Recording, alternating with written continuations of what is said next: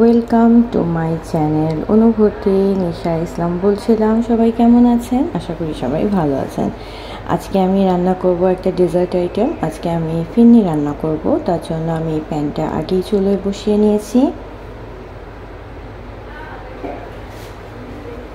এখানে আমি দিয়ে দেব 2 চামচ ঘি,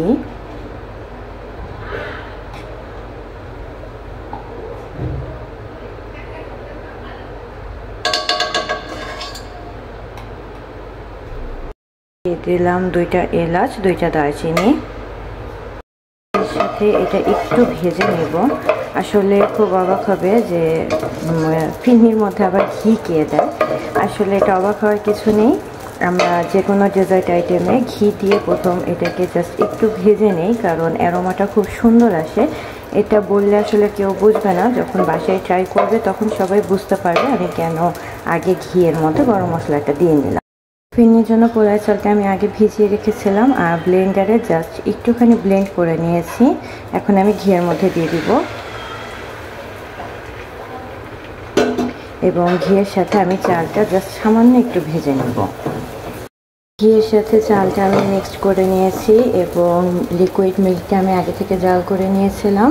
দিয়ে দিব লিকুইড মিল্ক।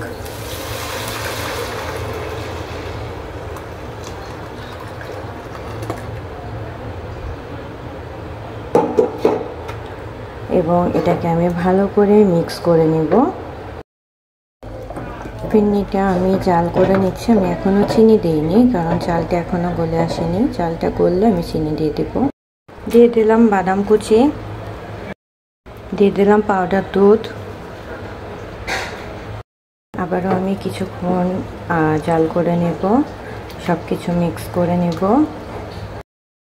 ফিরনির চালটা গলে গেছে, এখন আমি দিয়ে দেব চিনি।